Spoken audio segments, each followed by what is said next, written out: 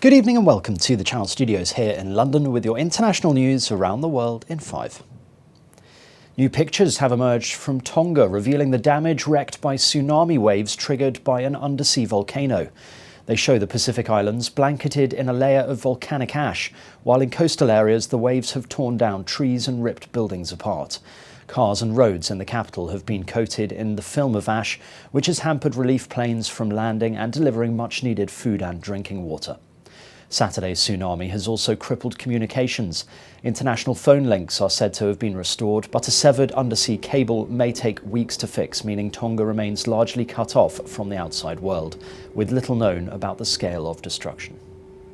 The US Secretary of State has called on Russia to take a diplomatic and peaceful path as fears mount of a new invasion of Ukraine. Hello, nice to meet you. So good to see you. How are you? Thank you so much. It comes as Antony Blinken met with Ukrainian President Volodymyr Zelensky in Kiev. The US Secretary of State said that finding a diplomatic resolution to the conflict was a clear preference, but that Moscow would face serious consequences if it chooses to renew aggression.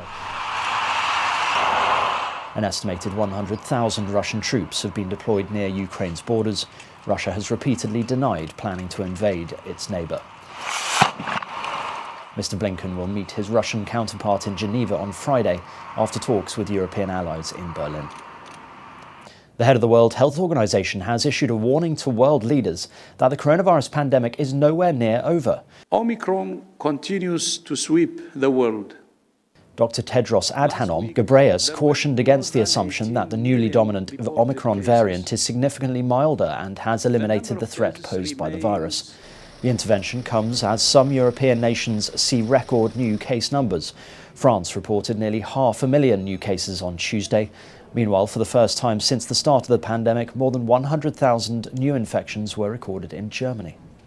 Make no mistake, Omicron is causing hospitalizations and deaths, and even the less severe cases are inundating health facilities.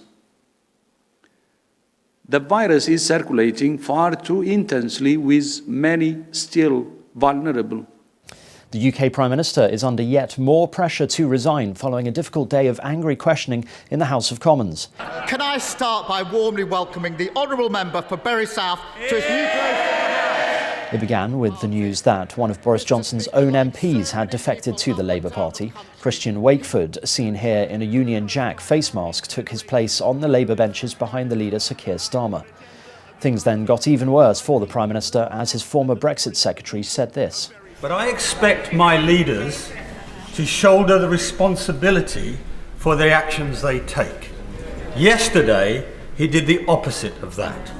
So I'll remind him of a quotation altogether too familiar to him of Leo Amery to Neville Chamberlain.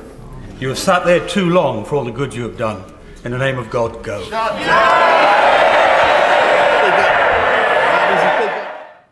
Ethiopians are mourning pioneering musician Nuho Gobana, who has died at the age of 74.